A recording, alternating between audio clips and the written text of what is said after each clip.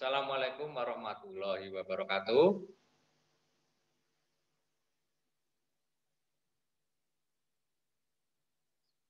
Waalaikumsalam Assalamualaikum warahmatullahi wabarakatuh. Waalaikumsalam warahmatullahi wabarakatuh. Bisa mendengar saya? Bisa. Oke, terima kasih. Itu kok gelap sekali ya lampunya ya. Ini namanya Muhammad Ramadan ya, lampunya ya. Nah, gitu dong. Oke.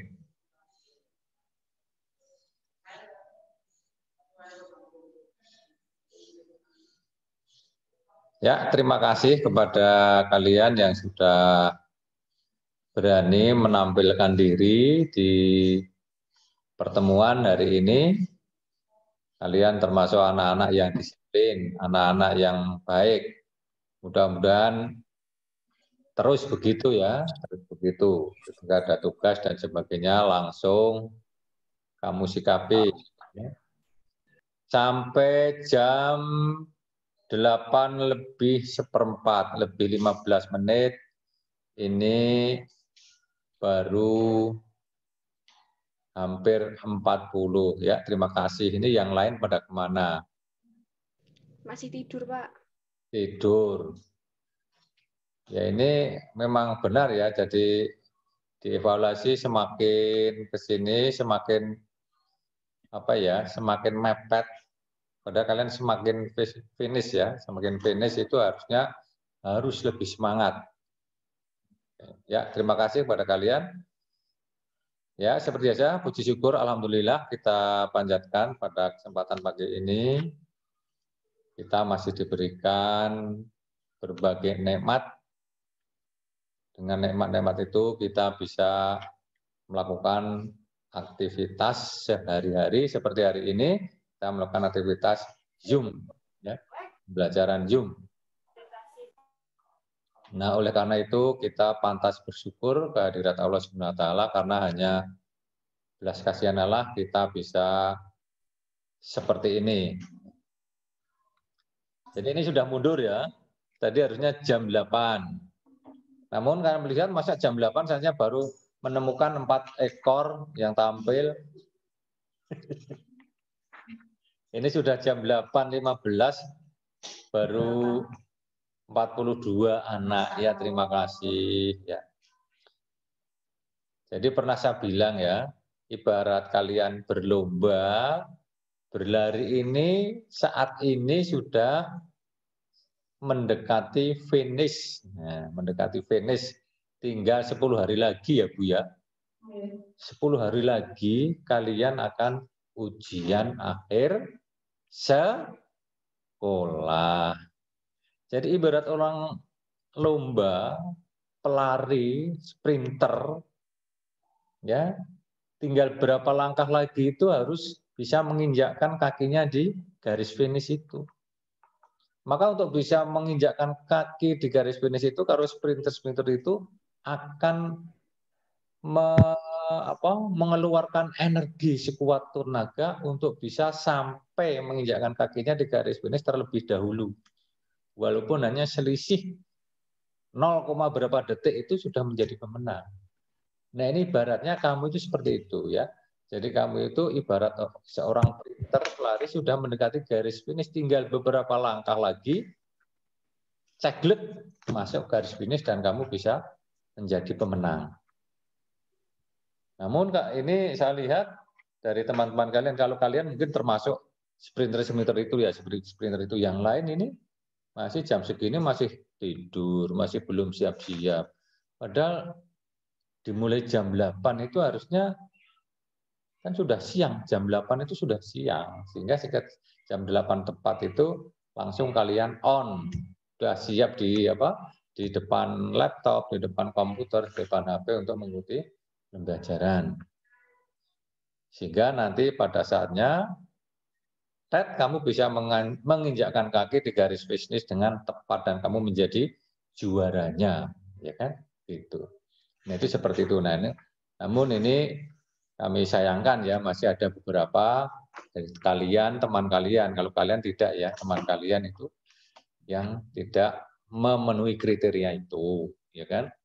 Nah, kalau dari data anak-anak yang dipanggil ke sekolah kelas 9 itu yang belum menyelesaikan tugas sampai hari ini kan ada sekitar kurang lebih hanya 40-an ya Bu ya, 40-50 ya kelas 9 itu. Kan artinya masih ada 200.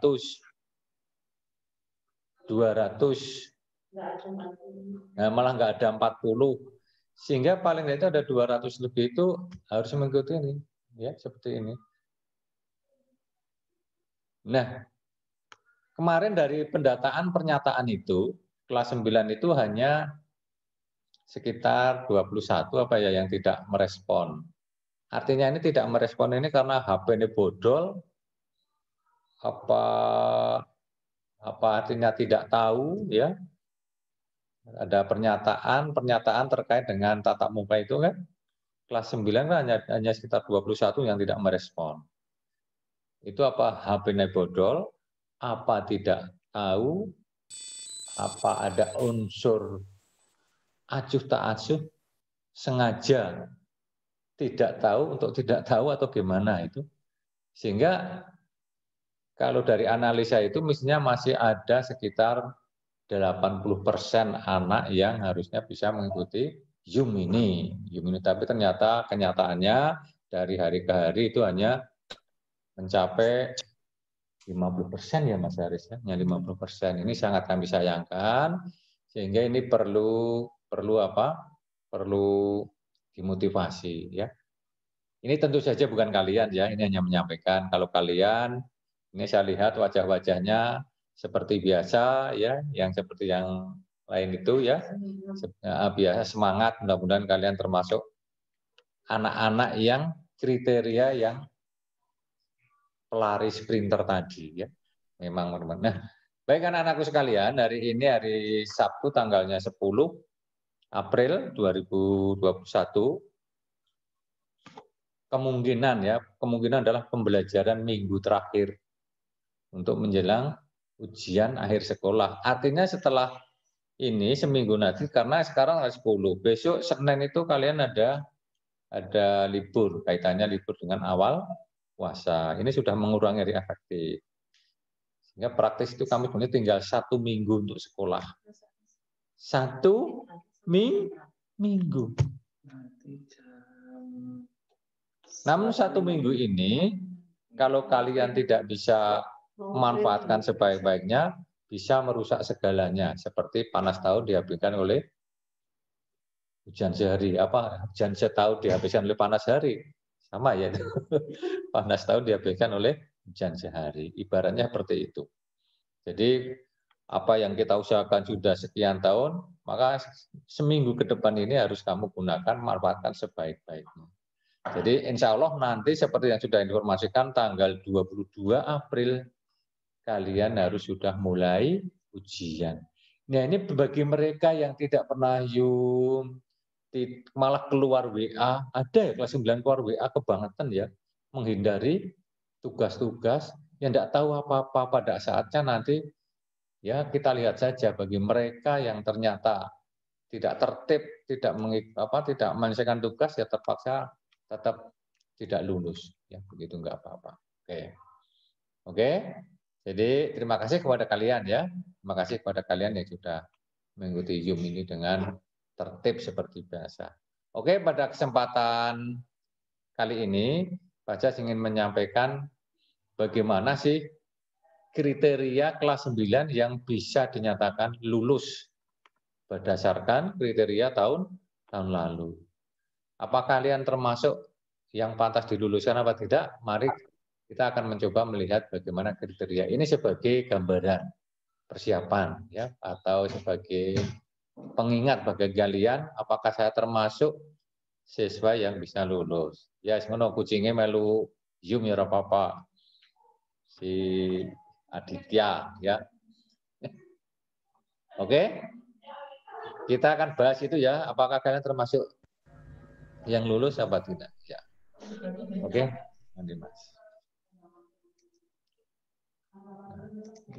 Ya. Ada suaranya nggak? Enggak. Nomor 1.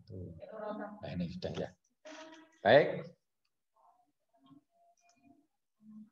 Ini kriteria kelulusan bagi atau siswa-siswa yang bisa dinyatakan lulus kelas 9.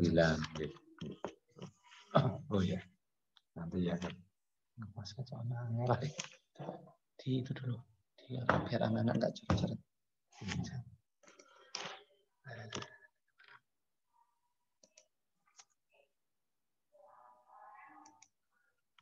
Oh, gitu bisa. Iya, betul.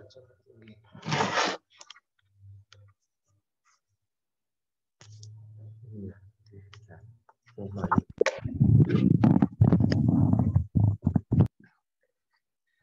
Baik. Yang pertama ya, kelas 9 kalian yang bisa dinyatakan lulus itu, yang pertama adalah menyelesaikan seluruh program pembelajaran selama 3 tahun. Ini dibuktikan dengan rapot semester 1 sampai 5. Jelas kalian sudah ya. Jadi kalau kalian kok rapot semester 1 sampai 5 ada 1 semester tidak terpenuhi, bisa tidak lulus.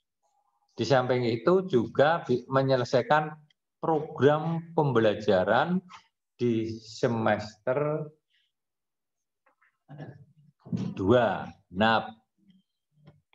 Kalian kan sudah tahu pembelajaran di semester genap itu seperti apa di masa pandemi COVID ini. Program-program yang sudah dibuat oleh sekolah, yang sudah kalian terima, dan sudah dilaksanakan ini, harus kalian tuntaskan, termasuk ulangan harian, tugas terstruktur, tugas tidak terstruktur, tagihan-tagihan dari Bapak Ibu guru itu masuk dalam program pembelajaran di semester genap. Nah, bagi kalian yang ternyata tugas-tugas itu belum terselesaikan, ini artinya dianggap belum menyelesaikan seluruh program pelajaran. Maka nanti harus ada tagihan lagi. Maka nanti barangkali dari teman kalian yang hari ini dipanggil, ternyata nanti tugasnya tidak selesai, maka nanti orang tuanya akan dipanggil untuk konfirmasi kaitannya dengan tugas ini. Jadi menyelesaikan seluruh program pembelajaran dari semester 1 sampai 5, dari kelas 7 sampai kelas 9, buktinya rapot, ditambah lagi program pembelajaran di semester genap ini harus diselesaikan. Maka tugas-tugas yang sudah disampaikan oleh Bapak Ibu guru ini merupakan bagian dari program pembelajaran secara keseluruhan. Dan ini harus kamu selesaikan. Saya percaya kepada kalian ini anak-anak yang baik, tugas sudah dikerjakan. Kalau belum, tetap nanti bisa dinyatakan terus. Ini nomor 2, memiliki laporan lengkap penilaian hasil belajar seluruh program pembelajaran yang telah ditempuh. Itu tadi kaitannya dengan nomor 1 tadi. Jadi memiliki laporan lengkap penilaian, dan ini buktinya rapot, kemudian ditambah program semester genap. Ya, semester genap ini karena masa COVID, 1 tahun ini masa COVID ya harus kamu ikuti. Maka saya ulangi, tugas-tugas yang belum diselesaikan harus diselesaikan sebagai bentuk ketuntasan program yang sudah kalian ikuti. Ya. Ini harus kamu perhatikan. Maka teman-temanmu yang dipanggil ini adalah dalam rangka untuk menyelesaikan keseluruhan program itu. Alhamdulillah kalian tidak dipanggil, ya, tidak dipanggil. Namun temanmu banyak yang dipanggil karena tugasnya tidak selesai, baik itu pramuka atau mapel pelajaran yang 11 itu. Alhamdulillah kalau kalian tidak dipanggil, artinya kalian adalah merupakan anak-anak yang tertib. Jadi itu akan disampaikan. Dan ini bagi mereka-mereka yang belum tuntas, andai kata nanti ada sekolah tingkatan lanjutan atas meminta persyaratan untuk melanjutkan ke sekolah lebih yang tinggi itu, Pak Jas komitmen dengan Bapak Ibu guru yang lain, kalau tugas keseluruhan belum selesai, tidak akan diberikan surat keterangan terkait untuk melanjutkan di sekolah lanjutan atas. Misalnya apa? Ada peminatan, ya kan? Ada surat keterangan yang lain. Itu ya ini akan diberikan kepada kalian-kalian yang memang tugas-tugas secara keseluruhan sudah selesai. Karena ada beberapa sekolah minta surat keterangan kelakuan baik, ya kan? Nanti surat keterangan kelakuan baik ini juga akan kita berikan kepada kalian-kalian yang sudah beres tugasnya. Nyatanya tidak baik kelakuannya, tugasnya aja belum selesai kok dinyatakan baik kan? Nggak bisa. Maka untuk surat keterangan kelakuan baik ini nanti akan kita berikan kepada kalian-kalian yang sudah menyelesaikan seluruh program. Baik itu semester 1 sampai 5 ditambah program pembelajaran di semester 6 ini. Maka silahkan kalian yang merasa belum beres untuk segera diberesi. Maka nanti surat keterangan terkait dengan kelanjutan di sekolah atas akan kami berikan. Oke. Kemudian yang dianggap lulus juga memperoleh nilai sikap atau perilaku minimal baik. Nah, dari mana ini akumulasi baik ini, kata baik minimal B. Jadi kalau C itu ya tidak lulus. Sikap perilaku itu ada sikap kepribadian dari BK ya kan, kemudian juga ada sikap itu dari apa namanya spiritual dan sikap sosial ada. Kemudian perilaku ini dari BK. Nah, sikap spiritual itu terkait dengan agama. Sikap sosial ada jujur, ada tanggung jawab, ada disiplin, ada gotong royong, ya kan? Itu minimal baik. Tidak pernah tidak pernah mengumpulkan tugas, apa sikapnya baik? Ya tidak kan? Saja tidak pernah ikut, kok minta surat keterangan baik? Coba, ya nanti tidak kita berikan. Maka untuk bisa lulus itu ternyata harus juga memiliki nilai sikap atau perilaku minimal baik. Ya. Nah, ini saya yakin juga kalian-kalian yang di sini itu adalah sudah memenuhi itu minimal baik. Bahkan mungkin yang rajin tugas dan baik, saya tidak segan-segan memberikan nilai amat baik. Ya, memang rajin bagus, ya amat baik. Kan seperti itu. Nah, ini terkait dengan kelulusan. Kemudian memperoleh nilai pengetahuan dan keterampilan sesuai dengan SKL. Ini ada standar kelulusannya atau KKM ya. KKM. Tapi kalau KKM itu kan di mata pelajaran untuk yang lain. Nah, ini untuk khusus untuk yang diujikan ini adalah memenuhi standar kompetensi kelulusan. Standarnya berapa? Nah, ini misalnya standarnya 7. Maka harus memiliki nilai pengetahuan dan keterampilan minimal 7. Itu baru dinyatakan lulus. Kalau tidak memenuhi standar itu tidak lulus. Ya, ini harus diperhatikan.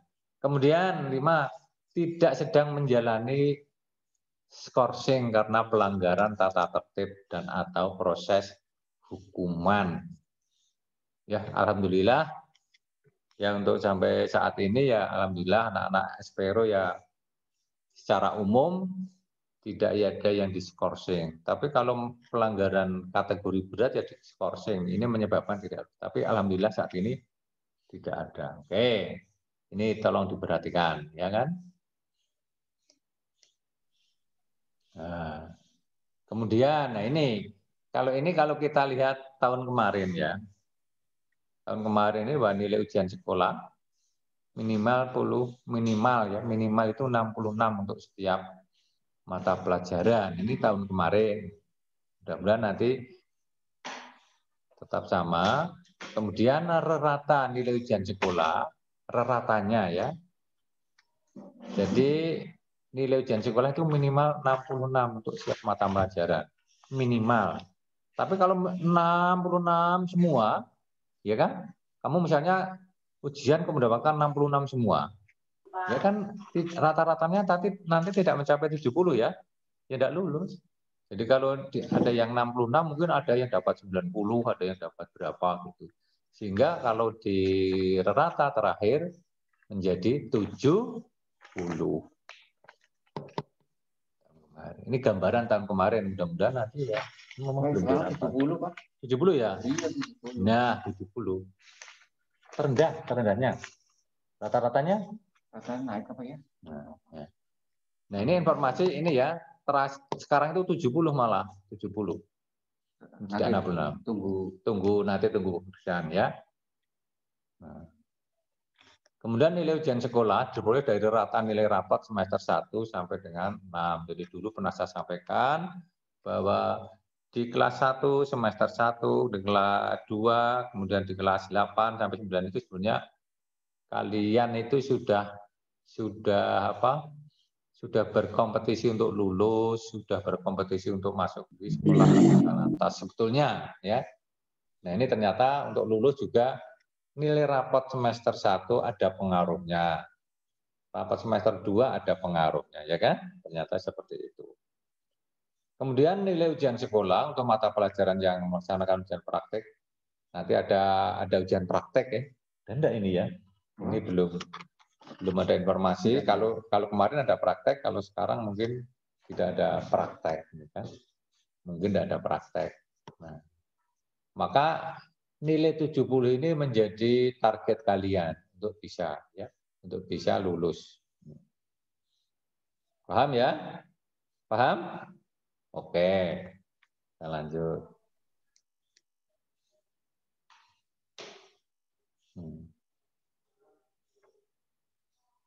Nah, ini tahun kemarin nggak perlu ini. Nah, sekarang untuk nilai sikap dan perilaku yang bagi kalian yang tadi B ini saya soroti saja. Itu kan ada 2, sikap spiritual dan sikap sosial, ya, sikap spiritual dan sikap sosial. Nah, ini. Sikap spiritual itu ya ini yang tahu kalian sendiri. Nanti kita mengamati saja menilainya ya. Kalau kalian spiritualnya bagus, indikatornya ini ya, berdoa sebelum dan sudah menjalankan sesuatu ya. Ketika kita ingin melaksanakan sesuatu kebaikan, kita berdoa, sesudah juga kita akhiri dengan alhamdulillah. Jadi sudah berdoa belum ya? Oke, berdoa dalam hati ya. Kemudian ini yang kedua indikatornya menjalankan ibadah tepat waktu. Ya. Memberi salam pada saat awal dan akhir presentasi sebagaimana yang dianut, menjadi manusia yang suka bersyukur, menjaga syukur, kemudian tawakal, kemudian juga mencintai lingkungan hidup, lingkungan sekitar, memelihara hubungan baik dengan sesama umat ciptaan Tuhan Yang Maha Esa, bersyukur, menghormati orang lain, menjalankan ibadah sesuai dengan agamanya. Ini contoh-contoh indikator, ada indikator yang lain. Atau tanda-tandanya orang yang spiritualnya baik. Kemudian untuk sikap sosial itu jujur. Artinya ketika ulangan misalnya indikatornya tidak menyontek, mengerjakan ya, jadi mengerjakan ulangan tidak menyontek. Ulangan juga hasil kerja sendiri. Tidak menjadi plagiat atau menyalin karya orang lain. Kemudian berkata apa adanya, jujur. Menyerahkan kepada yang berwenang bila mana menemukan barang. Ya, contohnya, membuat laporan berdasarkan data atau informasi apa adanya. Oke.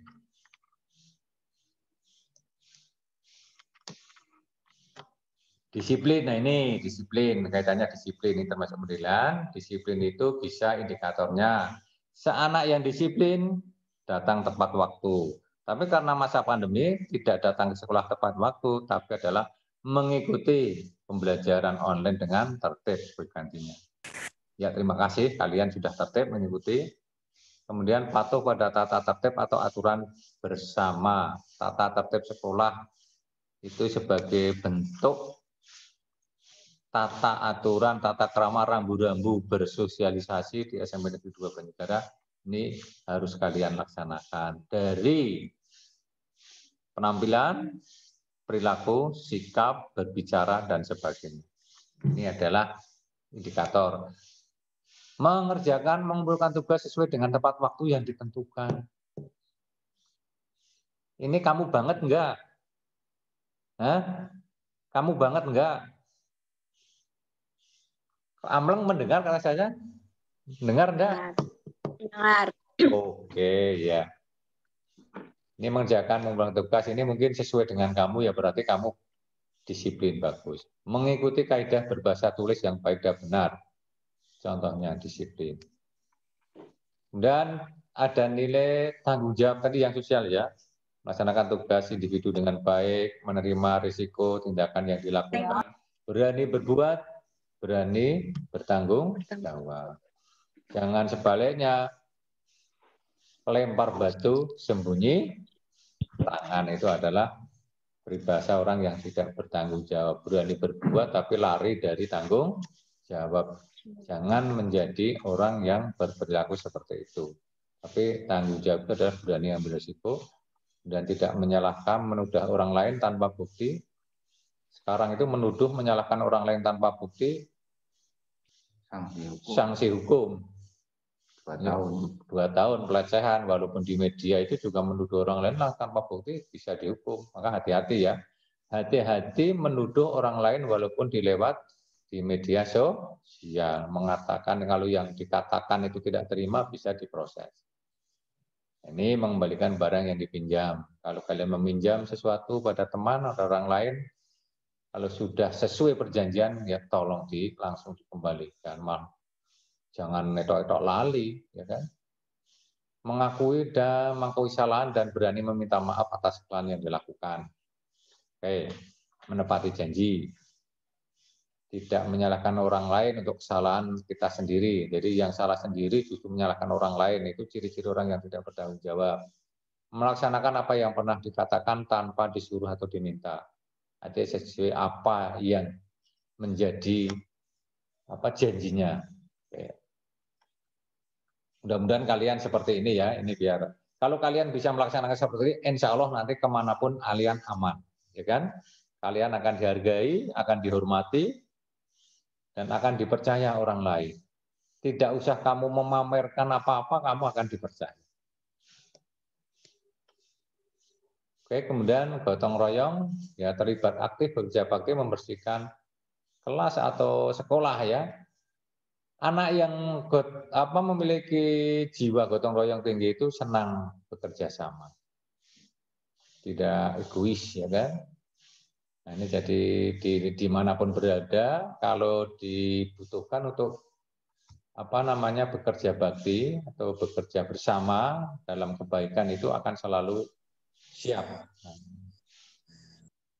Kesediaan melakukan tugas sesuai kesepakatan ya. Kalau dalam organisasi sudah disepakati, misalnya hari Minggu kita melakukan latihan voli, ya datang, itu adalah tanggung jawab. Bersedia membantu orang lain tanpa mengharap imbalan, inilah. Ya di tengah-tengah seperti ini, ya kalau masih ada orang yang seperti ini adalah orang yang bertanggung jawab. Mudah-mudahan kalian juga seperti ini ya. Jadi membantu orang lain itu tanpa mengharapkan imbalan. Jarang ini ya. Aktif dalam kerja kelompok, tidak pasif. Memusatkan perhatian pada tujuan kelompok, tidak mendahulukan kepentingan pribadi, tahu. Jadi kita mendahulukan kepentingan secara kelompok.